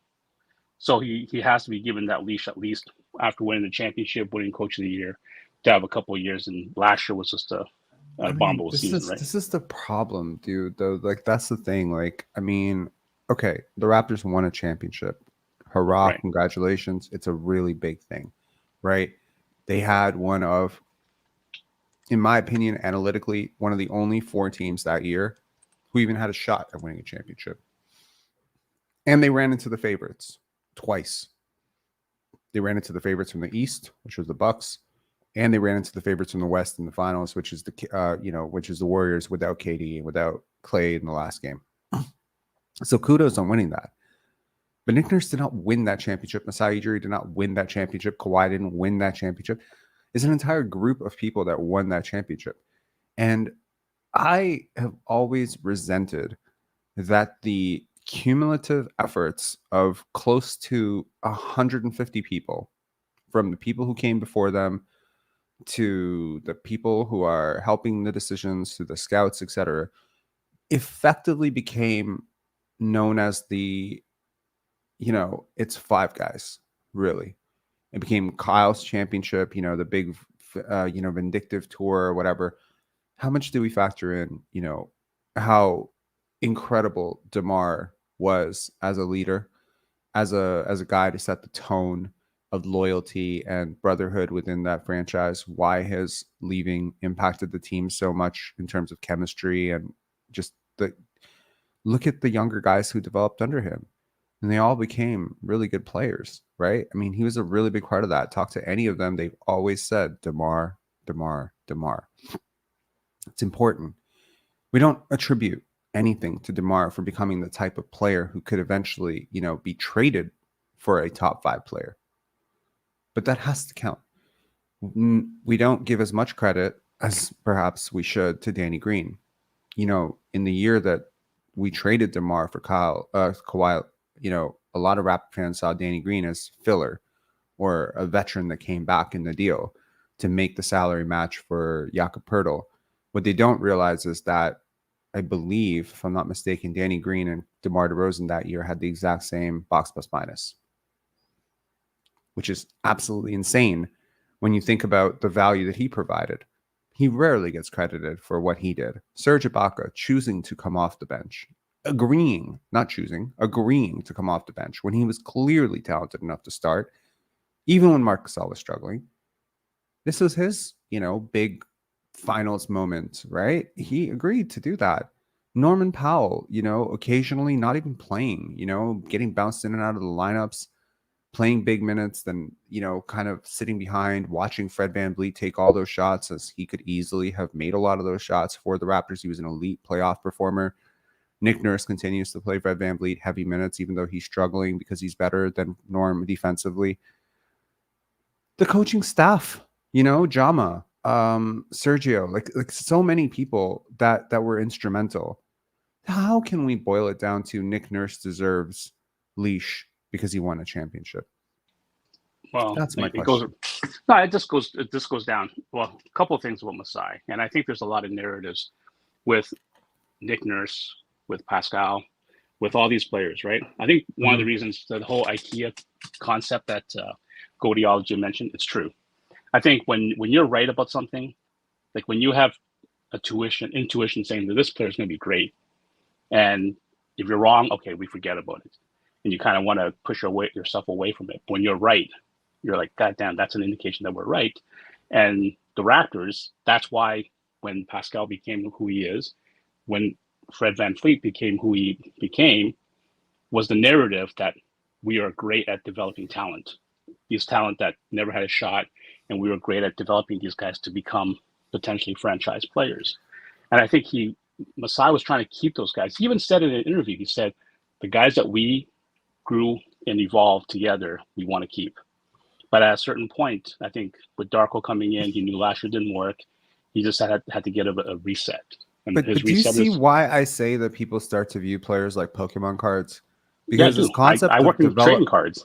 Yeah, but that's my point, right? Like the act of a trading card or a Pokemon card or a collectible, an inanimate object generally becoming valuable over time. It's just a matter of picking the right one, right? Exactly. I have a game worn jersey card from Kobe Bryant 2006. I swear when I picked that card out of the box, I thought at some point it's going to be worth hundreds of dollars. It is not. Right.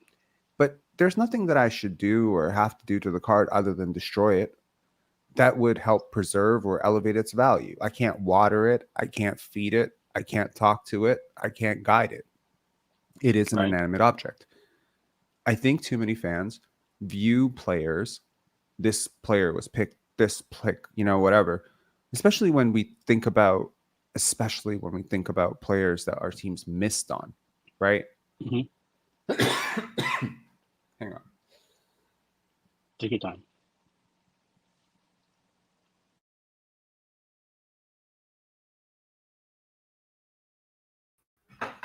I am absolutely going to blow out a lung. I've never experienced anything like this. It's crazy. How much? I ate something really spicy today. I wonder if it's just something stuck in my throat. But it feels like there's something stuck in my throat. It's really weird. Anyways, so like this concept of, okay, we picked Malachi Flynn over Desmond Bane, so we're idiots, right? How could we have missed that while we prioritized wingspan, etc.? Here's the problem. Desmond Bane would have been given the exact same opportunity that Malachi Flynn was, the same coaching staff, and then Malachi Flynn, conversely, would have received the same opportunity in Memphis. Now, I'm not saying that Malachi Flynn could have become Desmond Bane and that Desmond Bane could have become Malachi Flynn. They're not the same position, they're not the same player, they're not the same height, etc., not the same talent set. But who's to say Malachi Flynn doesn't become better than Fred VanVleet in Memphis? Certainly is not a lack of hard work. Who's to say you picked the wrong player? Maybe you developed the right player the wrong way, and they developed the right player the right way. Maybe both of these guys could have been great. Because I think, one thing people really don't realize is Peyton Pritchard was picked, I think, 2 picks after Malachi Flynn, and he has been vastly better for the Boston Celtics. So it's not just Desmond Bane. It's Malachi Flynn actually is struggling relative to the 2 guys who were picked directly behind him. So I can safely say, because I think I mentioned to you, I live in the San Diego area. So I watched Kawhi play his sophomore year. And of course, Malachi Flynn was one of the best players on San Diego State when they went all the way to the Elite Eight. So look, he was a clutch player. When the Raptors drafted him, I was thrilled. I was like, if there's a team that could develop him. But once again, he's riding the bench. And here's what I'll say to Raptors fans. Like, let's say we ran it back this year. Let's say we ran it back. It's not a championship team. Are we happy to be mediocre and riding that play-in game or even a 6 seed? Or why not hand the keys over to the next possible franchise player and then take that chance, right? And we also know that, to your point, the new coaching staff is all about development. So take a bunch of raw players and develop their skills, and hopefully that this route that we take, that they're all in on, is the right route. It might not be. We don't know. But at the end of the day, you're given a chance with a 6.9 point guard. And by all means, he's going to fail at point guard this year at times. He's going to have his struggles. But players don't develop coming out and being a superstar right away on a position. They got to earn the stripes. They got to know, what kind of defenses they're playing against. And they also got to develop their skills. Scottie, yes, he's too tall. He doesn't look like a point guard, not a typical point guard. But to be honest, most point guards today, they're not typical point guards anyways. They're all combo guards. Like, I watch 80s basketball where you watch like the John Stocktons and the Tiny Archibalds and Magic Johnson. They don't score a bunch of points. A lot of them can't shoot threes. But they're great at distribution. Game was very different back then. Anyway, Carvin, thanks a lot for coming on, man. I really appreciate it. I hear your point. Totally. Got it. Yeah. All right, man. Cheers. All right, see you. Take care. Have a good one. See ya. Okay, I just want to say to the previous point, the previous caller before Carvin, concept of development, first round picks, etc. I'm going to try to present you with a golden nugget or something that I think is a rational or reasonable way to look at draft prospects. And I'm out of water, so I really hope that I can get this out before I die on air. Okay. I think the best way to look at it is as follows. It is a symbiotic relationship between your development staff and your scouting staff. Your scouting staff's job is to pick a player who has a chance. Your development team's job is to give that player a chance. Your development team includes your coaches, includes your veterans, includes your organization, includes your training staff, includes your dietitians, nutritionists, that player's inner circle. Every one of these components goes into the development staff.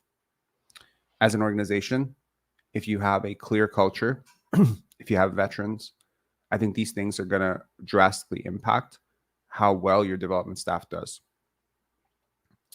Now, teams that have great development, pipelines, great development, tenacity for development, great veteran leadership, great trainers, great coaches, etc. The Golden State Warriors, great example. How did the team that developed Jordan Poole, Steph Curry, Klay Thompson, Draymond Green, how did that team draft and develop James Wiseman, Jonathan Kuminga, or a handful of other players who really haven't worked out? Patrick Baldwin is another example of a guy who's just kind of come in and he's on to his next stop after 1 year. How does it happen? Well, number one, the development and scouting element is, let's put it this way. If I grade a player in terms of their opportunity, let's just say every player has an opportunity to become like a percentage chance that they're going to become a role player, percentage chance they're going to become a star, percentage chance they're going to become an all-star, percentage chance they become an all-NBA guy, percentage chance they're going to become a bum. Okay. Now let's say I can quantify that in a overall metric that I call upside. Okay. So let's say that upside metric, and then let's say there's also like a considerable downside, floor, ceiling. That's the argument, right? So do you want a Bilal Coulibaly who has that incredible upside, but also a pretty significant floor? Or do you want a Brandon Miller who has a lot of that upside, but maybe a slightly higher floor? Do you prioritize someone like, for instance, a Jarris Walker or a Grady Dick, where you can say to yourself, I'm comfortable saying that worst case scenario, no matter what I do to this player, with this player, they're going to be a really serviceable role player in the NBA. Maybe that's valuable to you. I think there's so much that needs to go into this. Number one, team fit. Number two, where your roster is and its evolution. Are you close to contending? Maybe you don't want to take a flyer on Bilal Coulibaly. This notion of blanketing everything, or you always go for the best player available. Best is purely subjective. Maybe if you have 5 point guards on your roster and you're trying to clear one of them out, and the player you're drafting, the best player available is a point guard, maybe you don't take that point guard because it's not the best player for your roster. And maybe someone's going to take that point guard, and that point guard is going to turn to Steve Nash, and that he's going to win MVPs, and you're going to look really stupid, and you're going to have to live with that because he wouldn't have become Steve Nash MVP with you. I think that's part of the equation that gets missed, because when people talk about, okay, how did 12 teams pass on Kobe Bryant? Well, okay, Kobe's a very special example, but how did 8 teams pass on Tracy McGrady? How did 4 teams pass on Vince Carter? How did 2 teams pass on Michael Jordan? I mean, look, man, like there are certain guys where it's like, okay, they were going to be great no matter what. We saw it in their profile. We saw it. But there's some guys where it's got to click in the right situation. The other thing I'll say is the situation. How great is the situation? So you can pick the right player who has, let's say, a 30% chance to become a star, which is maybe where Scottie is, right? He has like a 30% chance to become a star, maybe a 5 to 10% chance to become an MVP, borderline 0% chance of being anything less than a really elite or a really good starter. That's great upside. That's a really high floor. But all that skill work, all that upside is going to be squandered if you don't have the right development team. I think that not enough credit is given to what that right development team looks like, how that development team over the years is always in flux, how it can change when a guy like Patrick Mutombo, Jama Malalela moves on to another team. Nick Nurse becomes inherently corrupted. Opportunities, veterans on the team that were once very big proponents for growth and leadership are replaced by veterans who don't know what they're doing in those departments and are newer to it. This can happen to any organization. Any organization. Sometimes it's the loss of one person who is doing so much behind the scenes to influence everyone around them. These relationships are like organisms. They are so difficult, and I can't speak to it completely from an NBA perspective because I've never worked for an NBA team, but I can speak to it from just observing companies. I've noticed sometimes when a CFO leaves that things just really fall apart, or when a CEO leaves, or things can get really better when a new board of directors is elected and 2 people who were just zapping the energy out of everyone else on that board are replaced, and suddenly there's renewed perspective and renewed hope. I think that there's a like attracts like element also to this. I've mentioned it before, but Justin Champagnie chose to come here because this team had a track record for development. Who's to say what you didn't get in the undrafted heap this year? Who's to say what you didn't get because your reputation is no longer super stellar as a development team? Who's to say what the consequence of Malachi Flynn not developing, Banton moving on, Justin Champagnie? I mean, look at how people talk about the Lakers now. Oh, go there, revive your career. Look, Austin Reeves, Rui Hachimura, Lonnie Walker, all their young players develop. All their young players get better. Everyone gets paid. Okay, well, now I'm a young player. I want to force my way to the Lakers. I want to learn under LeBron. Certainly was not the case when he was in Cleveland. No one was trying to go to Cleveland and be 14th guy and be blamed for not being good enough to be on the roster. So this changed. How did it change? It changed in 1 year, man. Certainly no one was talking about Rob Pelinka, the genius development coach 2 years ago. He was the clown. It can change very quickly. I think the Raptors have banked on this, right? I think they've made really good moves and really good decisions. It doesn't feel great right now. I get that. Maybe it doesn't feel great to you. Maybe it doesn't feel great to a casual fan. But I will tell you that to summarize all this into one tangible point before I lose my voice completely, I'll say this.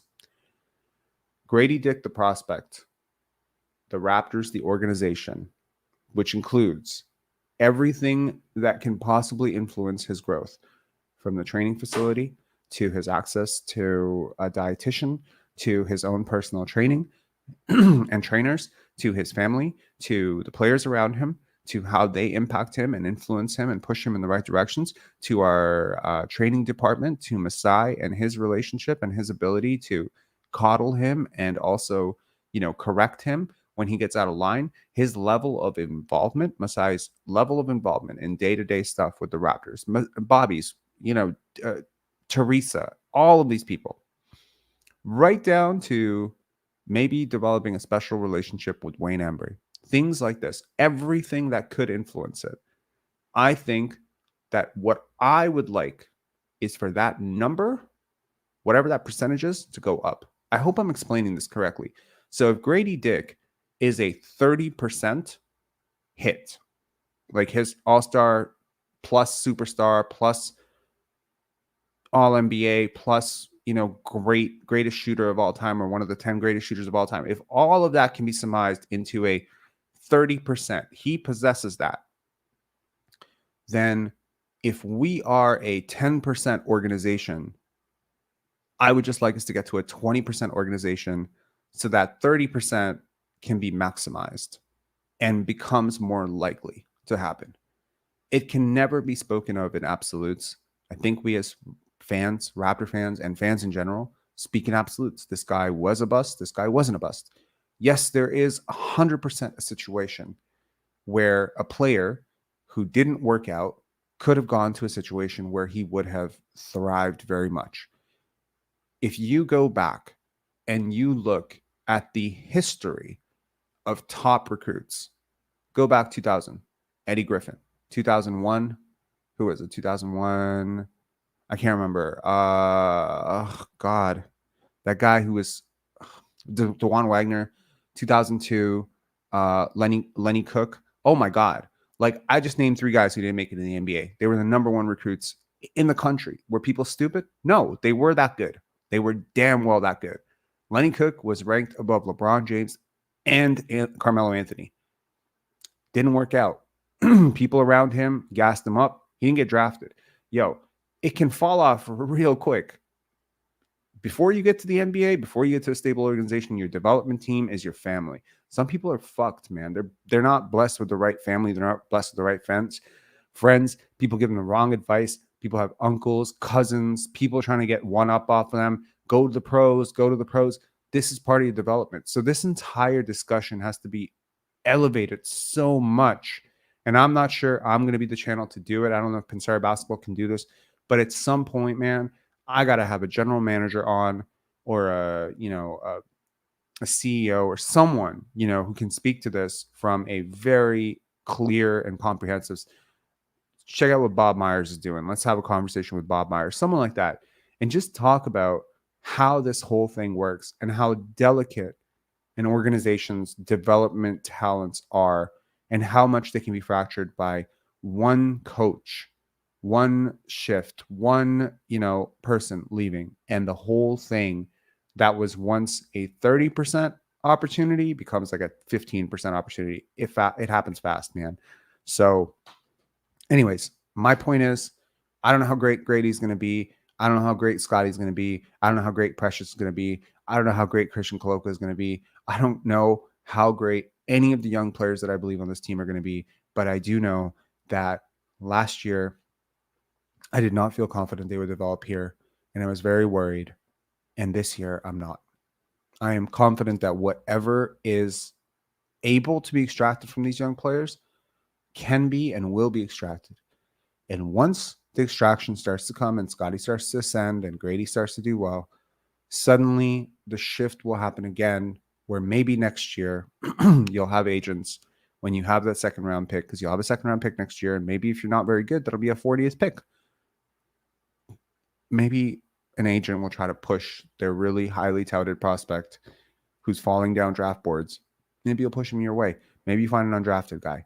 Or maybe, some of the guys that you have on this roster, like Joe Wieskamp or someone like that, who's 23, or Malachi Flynn, who's 24. I mean, Christian Coloco, who's 22. All of these guys, maybe they can just take a step in the right direction as prospects instead of consistently taking steps in the wrong direction. Anyways, I am getting chills, so I have a feeling I might actually be potentially sick. So if you don't see me do a live for the next couple of days, please know that I'm probably sick.